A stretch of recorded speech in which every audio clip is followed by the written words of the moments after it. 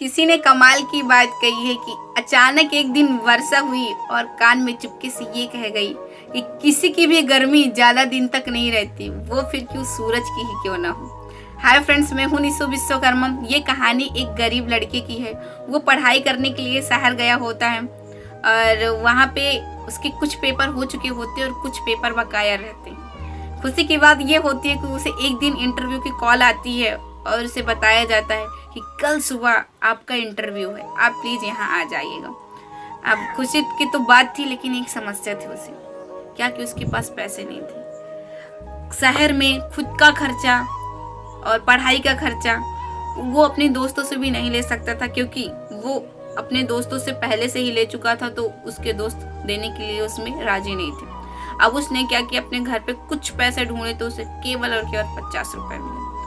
अब सुबह लड़का उठता है और तैयार होता है, अच्छी वाली शर्ट पहनता है और अपना कागजात लेकर के रास्ते पे निकल जाता है और मन ही मन सोच रहा होता है कि हे भगवान, तू मेरे साथ क्या कर रहा है। फिर सोचता है चलो कोई बात नहीं, चल रहा हूँ, और अगर मुझे कोई भी मेरे जान पहचान का मिल जाएगा तो मैं बस स्टैंड से चला जाऊंगा, अपना इंटरव्यू दे आऊंगा। अब जैसे ही वो जाता है बस स्टॉप के पास, तो वहाँ पे उसे कोई भी इंटरव्यू के लिए उसके पास कोई भी उसके जान पहचान के लोग नहीं मिले होते हैं और वो हताश और निराश होकर के लौटने लगता है। वहीं पर उसे एक मंदिर मिलती है और कहता है चलो भगवान से पूछ ही लेता हूँ मेरे से उसे क्या आवश्यकता है, क्या लेना चाहते हैं मुझसे। और जाता है और भगवान से हाथ जोड़कर कहता है कि हे भगवान, अब मैं आपके ही सहारे हूँ, आप चाहे मेरे साथ जो भी करें। मंदिर से उतरता है, नीचे आता है और अपने जूते को बांध रहा होता है। बगल में देखता है तो एक फकीर बैठे हुए होते हैं और फिर भगवान की साइड देखता है और कहता है कि क्या कमाल की बात, जिसे पैसे की आवश्यकता है उसे नहीं दे रहे हैं, और देखो कटोरे बैठे हुए भरे हुए हैं। तो वो फकीर सारी चीजें समझ जाता है और कहता है क्या हुआ बेटा, क्या दिक्कत है तुम्हें। वो कहता है कि बाबा आप मेरी मदद नहीं कर सकते। उसने कहा क्यों, कि आप तो फकीर हैं, आप मेरी मदद क्या करेंगे, आप खुद ही मांग कर खाते हैं। तो उसने कहा बेटा मैं मांगता नहीं हूँ, लोग यहाँ पे आते हैं, मंदिर पे चढ़ाते हैं और मुझे इसलिए देते हैं क्योंकि वो अपने लिए पुण्य कमाने के लिए। बताओ तो तुम्हें क्या दिक्कत है। वो बताता है कि बाबा आज मेरा इंटरव्यू है और मुझे कम से कम 500 रुपए की जरूरत है। तो बाबा बोलते हैं ठीक है तुम मेरे से ले लो। तो उसने कहा आप क्या करेंगे।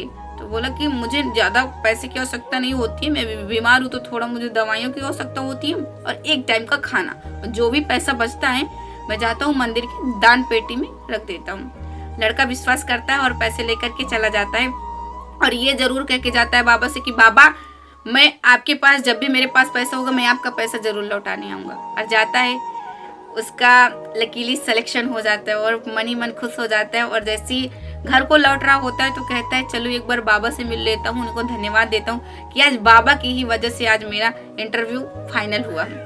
जाता है और जैसे ही अब जाता है मंदिर की ओर तो मंदिर की सारी सीन चेंज हो चुकी थी, क्या कि वहाँ पे एक भीड़ लगी हुई थी। और जैसे ही वो और आगे बढ़ता है तो एक बंदा बोलता है कि यहाँ पे एक फकीर रहता था और उसकी मृत्यु हो चुकी है। जैसे ही वो आगे आता है तो वही बाबा थे जिन्होंने उसको 500 रुपए देकर इंटरव्यू के लिए भेजा था। और जैसे वो देखता है तो एकदम वो हो जाता है और बोलता है क्या करूं भगवान। और वहां से एक आवाज भीड़ से निकलती है कि हो सकता है बाबा बीमार थे, इनके पास पैसे न होने की वजह से ये दवाइयां नहीं ले पाई, इसलिए इनकी मृत्यु हो गई। भगवान से कहता है क्या भगवान, किसी की जिंदगी बनाने के लिए किसी ने अपनी जिंदगी को दांव पे लगा दी।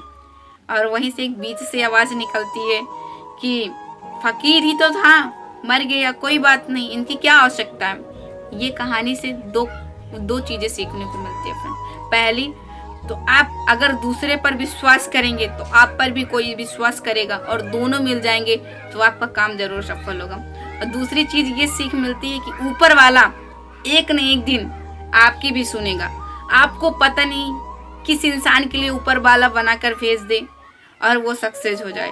तो फ्रेंड्स, अगर मेरी कहानी पसंद आई हो तो प्लीज़ मेरे चैनल को लाइक शेयर एंड सब्सक्राइब कीजिए और आप अपने दोस्तों के साथ भी शेयर कीजिए। अगर आपकी कुछ भी अगर सलाह है तो प्लीज़ मुझे कमेंट बॉक्स पे लिखकर ज़रूर बताएं, क्योंकि अगर आप कमेंट करेंगे तो आप मुझे और भी इंस्पिरेशन मिलेगा और मैं इसी तरीके के वीडियो आपको बनाती रहूँगी। तब तक के लिए